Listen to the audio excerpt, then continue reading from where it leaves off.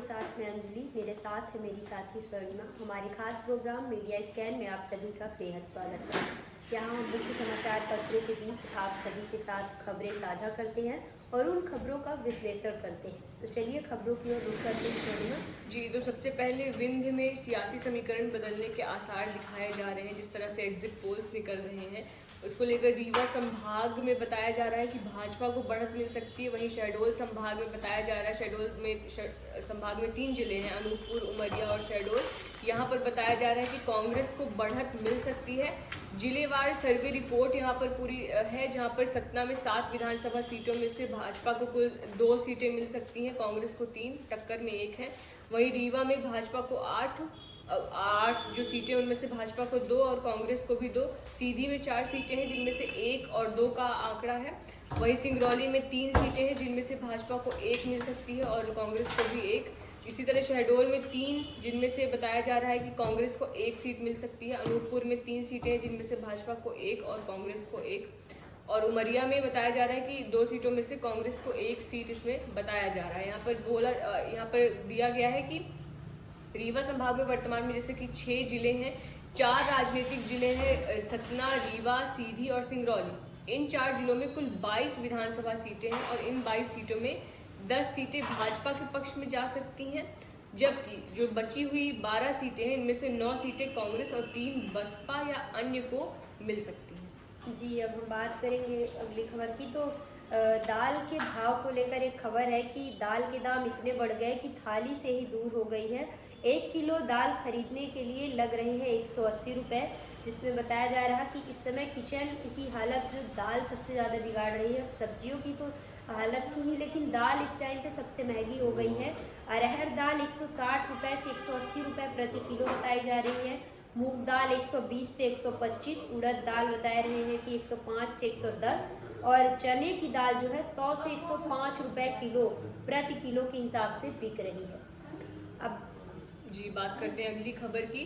तो झोला छाप डॉक्टर्स की जिस तरह से हम खबर देखते रहते हैं आए दिन की, दूर दराज के इलाकों में ये है, प्राइवेट मेडिकल क्लिनिक्स चला रहे हैं, ना कोई डिग्री है ना ही कुछ, फिर भी इनके क्लिनिक्स चल रहे हैं और कोई इसमें देखने वाला नहीं। अब इसको लेकर एक घटना सामने आ गई है। पहाड़िया गांव जो है रायपुर करचुलियान में, वहाँ एक महिला को दांत दर्द की शिकायत हुई। तो वो अपने ही गांव के एक बंगाली कोई डॉक्टर था, जिसका नाम ब्राजील बासु था, इसको उसने दिखाया। उस दांत में दर्द की शिकायत में उसने दांत निकाल दिए बिना किसी तकनीक के। जो भी एक पूरा तकनीक होती है कि आप दांत किस तरह से निकालेंगे, जो डेंटिस्ट करते हैं, उसको नहीं कंसिडर किया गया और उसको दांत निकाल दिया, जिससे उसका जबड़े का एक हिस्सा भी निकल गया और उससे काफ़ी समय तक खून बहता रहा। जब हालत ज़्यादा खराब हो गई तो उसे जबलपुर ले गए, जहाँ पता चला कि उसे अब कैंसर हो गया है। इसको लेकर बताया जा रहा है कि मामला सामने आने के बाद CMHO ने एक टीम के साथ पहुंचकर मौके पर जांच करी। टीम ने परिजनों के साथ ही उस जगह का भी निरीक्षण किया जहां क्लिनिक संचालन होता है। जांच दल में डॉक्टर अखिलेश सिंह, डॉक्टर अनुराग शर्मा, सोनू दहायत सहित अन्य लोग शामिल थे। सवाल सबसे बड़ा ये उठता है कि इस तरह के हालात कब तक बने रहेंगे और गांव के इलाकों में अवेयरनेस प्रोग्राम्स क्यों नहीं चलाए जा रहे हैं, और सही डॉक्टरों की, अगर सही डॉक्टर्स वहाँ पर, MBBS धारी डॉक्टर्स वहाँ पर उपस्थित नहीं है, तो इस तरह के हालात बनते रहेंगे। जी, अब हम बात करते हैं मतगणना को लेकर। तो कल यानी कि 3 दिसंबर को मतगणना होनी है, जिसको लेकर रीवा शहर में क्या व्यवस्थाएं, उनको लेकर हम खबर बताते हैं कि मतगणना के लिए स्टेडियम तिराहे से पॉलिटेक्निक कॉलेज तक आवागमन रहेगा पूरी तरह से प्रतिबंधित और 3 दिसंबर की सुबह 6 बजे से मतगणना समाप्त होने तक रहेगा प्रभावशील। मतलब 3 दिसंबर की सुबह 6 बजे से ये व्यवस्थाएं चालू हो जाएंगी। तो जब तक मतगणना नहीं हो जाएगी तब तक ये प्रभावशील रहेगा। इसमें बता रहे हैं कि पॉलिटेक्निक कॉलेज का किस तरह से जो डाइवर्ट होंगे ट्रैफिक, वो कैसे है। स्टेडियम तिराहे से शिवनगर मोड़ पॉलिटेक्निक कॉलेज तक मार्ग पूर्णतः प्रतिबंधित रखा जाएगा। रीवा शहर के बोदाबाग तथा सिरमौर की ओर जाने वाले सभी वाहन नीम चौराहे से अजगरहा रोड से बाईपास होकर जा सकेंगे। सिरमौर से रीवा की ओर जाने वाले यात्री वाहन तथा हल्के वाहन रतहरा से होकर शहर में प्रवेश करेंगे। अब बता रहा कि ये जो यहाँ की पार्किंग है वो कैसे की गई है, वाहन कैसे पार्क किए जाएंगे। तो विधानसभा के उम्मीदवार एवं अभिकर्ताओं के वाहन की पार्किंग जो है मॉडल स्कूल में होगी और यहाँ से मतगणना तक केंद्र तक वो पैदल जाएंगे। मतगणना में लगे अधिकारियों एवं कर्मचारियों के वाहन की पार्किंग निर्माणाधीन न्यायालय परिसर में होगी और सभी पैदल यहाँ से जाएंगे। तो इस तरह से यहाँ की व्यवस्थाएं की गई हैं। जी, बात कर लेते हैं अगली खबर की। तो जवा तहसील का जो ग्राम पंचायत लूग अंतर्गत बाबा टोला है, यहाँ पर इस तरह की बदहाली है, सड़क नहीं है यहाँ पर, जिस वजह से ना एम्बुलेंस पहुँच पाती है। इससे शिक्षा, स्वास्थ्य, हर क्षेत्र में लोगों को समस्या का सामना करना पड़ता है। इसमें बताया गया है कि इस बस्ती में एम्बुलेंस भी नहीं पहुंच पाती। ग्रामीणों ने बताया कि राजस्व रिकॉर्ड में दर्ज होने के बावजूद सरहंगों द्वारा रास्ते का निर्माण रोक दिया जाता है। खेतों में तार बाड़ी लगाए जाने से टोले वालों का जीवन और भी ज़्यादा मुश्किल होता जा रहा है। स्थानीय लोगों ने कई बार शासन प्रशासन से लेकर जनप्रतिनिधियों तक गुहार लगाई, लेकिन आज भी कोई समाधान देखने के लिए नहीं मिल रहा है। बताया जा रहा है कि कुछ वर्षों से ये समस्या विकराल हो गई है। पहले यहाँ पर आवागमन की इतनी समस्या नहीं थी, बैलगाड़ी आराम से गांव तक आ जाती थी, लेकिन अब लोगों ने खेत में बाड़े बना लिए हैं, जिससे पैदल चलना भी बहुत ज़्यादा मुश्किल हो गया है। जी, अब हम बात करते हैं अगली खबर की। तो शहडोल को लेकर एक खबर है कि जो अभी पिछले कई दिनों से शहडोल में पटवारी हत्याकांड को लेकर एक खबर थी जो काफ़ी ज़्यादा तेज़ी से बढ़ रही है, जिसमें शहडोल पटवारी हत्याकांड में एक आरोपी सीधी से गिरफ्तार हुआ है।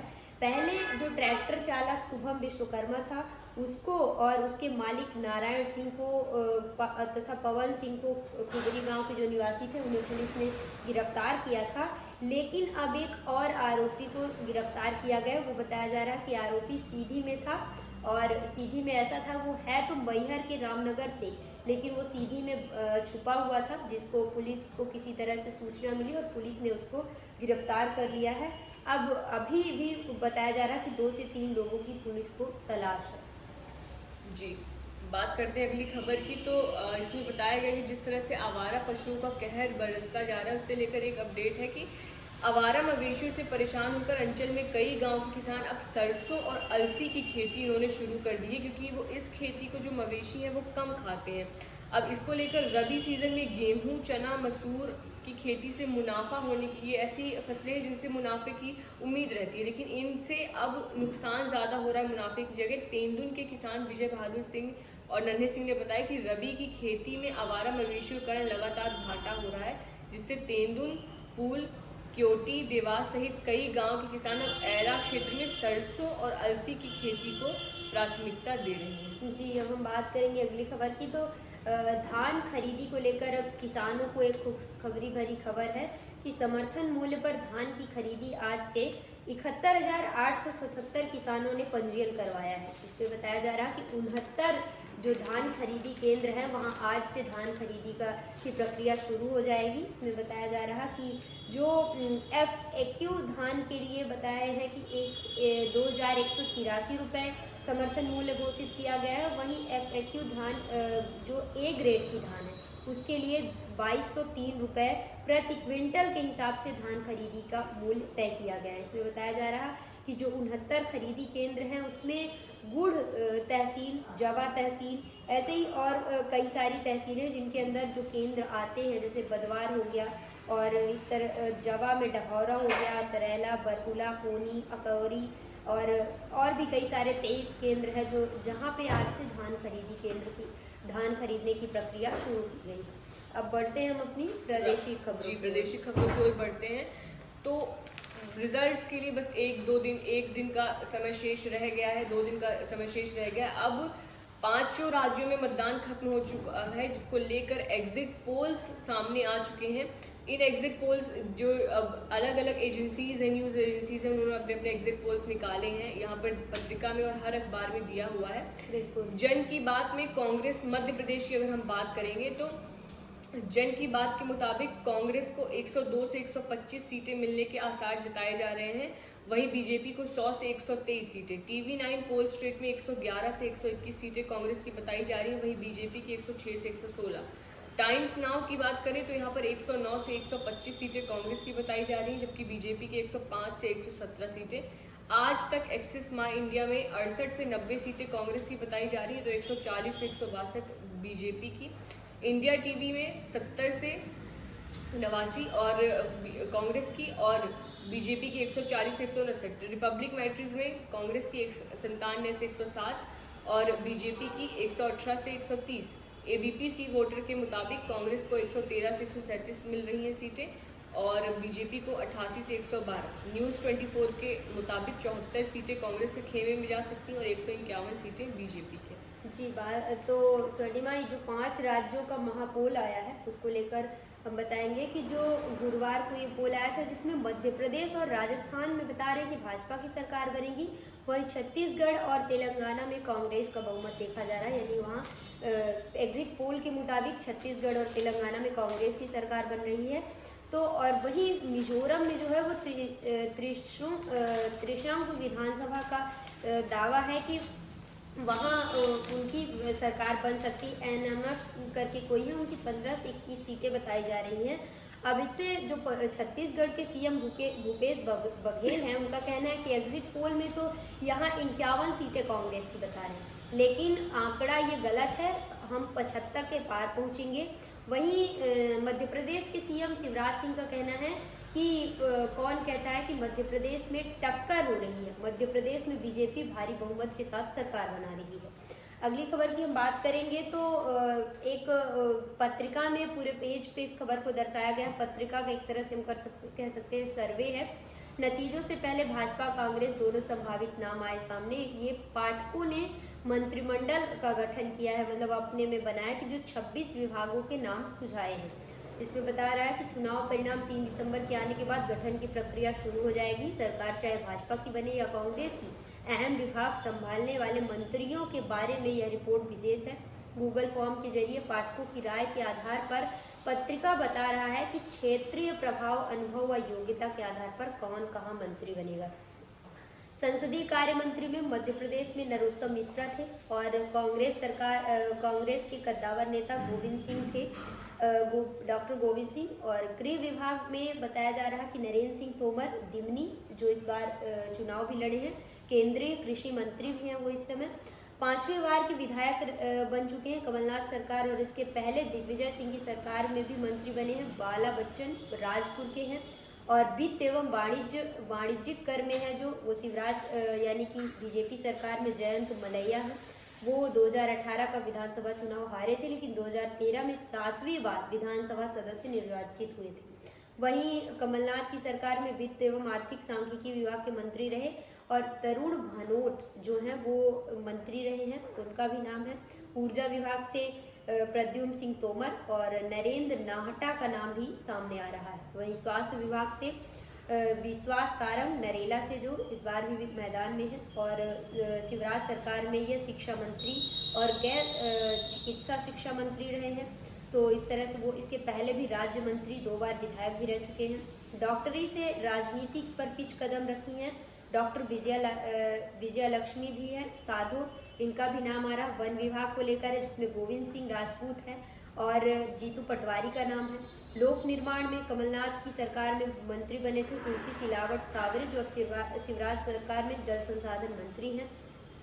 सज्जन सिंह वर्मा सोनकक्ष से हैं, 2009 के लोकसभा में वो जीते और लोकसभा सदस्य रहे।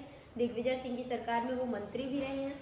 परिवहन विभाग में इसी तरह से हम बात करते हैं तो परिवहन विभाग में भी है, राजस्व विभाग में भी है और कृषि विभाग में भी है। कृषि विभाग में प्रहलाद पटेल नरसिंहपुर से इस बार भी मैदान में है। और मध्य प्रदेश में जो उप सरकार के मुख्यमंत्री रहे स्वर्गीय सुभाष यादव के पुत्र और सचिन यादव इस बार वो कई कृषि मंत्री हैं। नगरीय प्रशासन में इंदौर के कैलाश विजयवर्गीय, पीसी शर्मा, जजा पिछड़ा अल्पसंख्यक विभाग में भी मंत्री हैं हरदीप सिंह डंग और आरिफ मसूद हैं। सहकारिता विभाग में गोपाल भार्गव और भाजपा के भंवर सिंह शेखावत हैं। इसी तरह से उच्च एवं तकनीकी शिक्षा में मध्य प्रदेश के ध्रुव नारायण सिंह और कमलेश्वर पटेल हैं। जी, बात करते हैं अगली खबर की तो जीएमसी गांधी मेडिकल कॉलेज जो है एमबीबीएस का ये कॉलेज है, यहाँ पर एक बड़ा यहाँ की 3 छात्राओं का एक बहुत खतरनाक भीषण एक्सीडेंट हो गया, जहाँ पर दर्दनाक एक्सीडेंट था। ये 25 मीटर तक 22 चक्का वाला ट्रॉला ने छात्रा समेत वो उसकी गाड़ी को घसीटता रहा। एक्टिवा से ये तीनों रात को 3 स्टूडेंट्स थी, ये ढाबे में खाना खाने गई थी, एक तरह से वहाँ पर पार्टी के लिए गई हुई थी, जहाँ पर इंदौर रायसेन हाईवे पर एक बड़ा हादसा हुआ है। एक छात्रा की मौके पर ही मौत हो गई। गुंजन नाम की छात्रा थी ये, जिसकी गुंजन सरनेगर, उसकी मौके पर मौत हुई। वहीं 2 छात्राएं गंभीर स्थिति में है, निशिता कठेरिया और छवि सिंह, जहाँ इन दोनों का इलाज हो रहा है। बताया जा रहा है कि जब प्रशासन से इस बारे में बोला गया तो उन्होंने कहा कि हॉस्टल में 400 बच्चे रहते हैं, सबका ध्यान नहीं रखा जा सकता है। हालांकि इसको लेकर नोटिस जारी किया गया, जहां बोला गया है कि सुनिश्चित कर लिया जाए कि हॉस्टल में 8 बजे तक, वार्डन्स को बोला गया है 8 बजे तक सारे स्टूडेंट्स आ जाएं। सिर्फ जो पीजी की स्टूडेंट्स हैं जो इंटर्नशिप्स कर रही हैं उनको ही बाहर रहने की परमिशन रहेगी। ड्राइवर को बताया जा रहा है कि झपकी लग गई थी। जो 2 छात्राएं हैं वो दूर फेंका गई थी, फ्रेंड्स को बताकर निकली थी ये पार्टी करने, उसके बाद ये बड़ा हादसा हुआ है। जी, अब बढ़ते हैं हम अपनी राष्ट्रीय खबरों की ओर। जी, राष्ट्रीय खबरों की ओर रुख करते हैं हम। तो जिस तरह से कोटा आईआईटी और एमबीबीएस की नीट की तैयारी के लिए एक हब माना जाता है, यहाँ 29वां साल का ये 29वां सुसाइड, एक नया सुसाइड फिर से हो गया है। 28 सुसाइड हो चुके थे इस साल में। वहीं ये जो पिछले 3 दिन में ये दूसरा मामला है। कोटा में नीट की तैयारी कर रही थी छात्रा, उसने सुसाइड कर लिया है। छात्रा का नाम निशा यादव था। निशा 21 साल की थी और उत्तर प्रदेश के औरैया जिले की रहने वाली थी। यहाँ रहकर इन्होंने ये नीट की तैयारी कर रही थी। बुधवार रात को छात्रा ने अपने हॉस्टल के कमरे में फंदे से लटककर आत्महत्या कर ली। 18 नवंबर को इन्होंने हॉस्टल चेंज किया था। महावीर नगर प्रथम इलाके में रहने आई थी। निशा के पिता जो हैं वो 6 दिन तक कोटा में रुककर 23 नवंबर को वापस आए थे।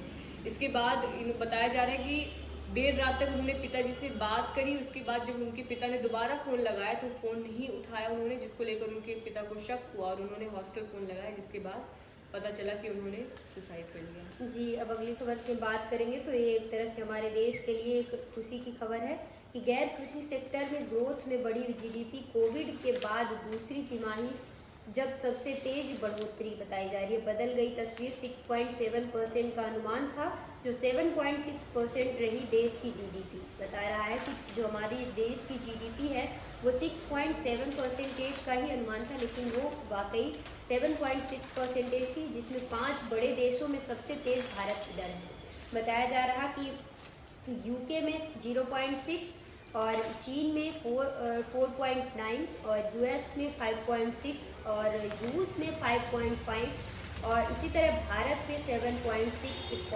जो भारत की वो है जीडीपी सबसे आगे, यानी कि 5 देशों में भारत सबसे अव्वल नंबर पर है। जी, अब हम बात करते हैं स्पोर्ट्स की खबरों की ओर। तो स्पोर्ट्स की खबरों को लेकर भी एक अपडेट है दैनिक भास्कर में कि जो दक्षिण अफ्रीका दौरा है 10 दिसंबर से होने वाले सीरीज के लिए भारतीय टीम में घोषित रोहित व विराट का वनडे T20 में ब्रेक जारी है। रोहित शर्मा और विराट का T20 वनडे में लगातार जो वो है वो जारी है। इसमें हम बात करते हैं तो रिंकू को वनडे में मौका मिला है, राहुल को कप्तानी की जिम्मेदारी दी गई है। श्रेयस की टेस्ट में वापसी, सूर्या की T20 में कप्तानी होगी, जिसमें टेस्ट टीम में रोहित, शुभमन, यशस्वी, विराट, श्रेयस, ऋतुराज, ईशान, राहुल, अश्विनी, जडेजा, शार्दुल, सिराज, मुकेश, शमी, बुमराह, प्रसिद्ध। और वनडे टीम में जो है ऋतुराज, साई सुदर्शन, तिलक, रजत, रिंकू, श्रेयस, राहुल, सैमन। और इसी तरह से T20 टीम में यशस्वी जो है वो शुभमन है, ऋतुराज, रिंकू, तिलक, सूर्या, श्रेयस, इस तरह के कई जो प्लेयर्स हैं उनको अलग अलग जगह में नाम दिया गया। दक्षिण अफ्रीका में इंडिया ए टीम 2 मुकाबले में खेलेगी। दक्षिण अफ्रीका पर इंडिया की टीम जो है वो दक्षिण अफ्रीका के खिलाफ 2 मैच खेलेगी, जिसमें पहले मैच के लिए ये नाम दिए गए हैं। जी, अब रुक करते हैं कार्टून्स का। तो ई-टून है पत्रिका में, जहाँ बताया गया है एक नेता प्रत्याशी होगा वो लेटा हुआ है, जिसको लेकर डॉक्टर कह रहा है कि बीपी नहीं, इनका वोट प्रतिशत डाउन हुआ है। जी बिल्कुल, इसमें भास्कर में भी एक कार्टून है, पोल में कौन कितना सटीक है। तो बताया जा रहा कि ये एग्जिट पिल, इससे 1-2 दिन आराम मिल सकता है। जो डॉक्टर्स हैं वो पिल्स दे रही हैं, तो जो वो कहते हैं कि डॉक्टर्स को उनको पेशेंट को बोल रही हैं कि ये पिल्स है, इनसे 1-2 दिन के लिए आपको आराम मिल सकता है। इसी तरह से पत्रिका में भी एक कार्टून है, एग्जिट पोल को लेकर ही कार्टून है कि लग गया तो तीर, नहीं लगा तो तुक्का। जी, तो ये था आज का हमारा कार्यक्रम। अगर आपको हमारा वीडियो पसंद आया तो इसे लाइक करें, शेयर करें, सब्सक्राइब करें, हमारे चैनल को सब्सक्राइब करें। और साथ ही में आपकी अगर कोई फीडबैक है, आपके कोई जन मुद्दे हैं, तो उसे हमारे कमेंट सेक्शन के थ्रू, हमारे सोशल मीडिया हैंडल्स के थ्रू हम तक पहुंचा सकते हैं। और अन्य खबरों को पढ़ने के लिए आप हमारी वेबसाइट भी विजिट कर सकते हैं। और इसी तरह से बने रहिए हमारे साथ। बहुत बहुत धन्यवाद।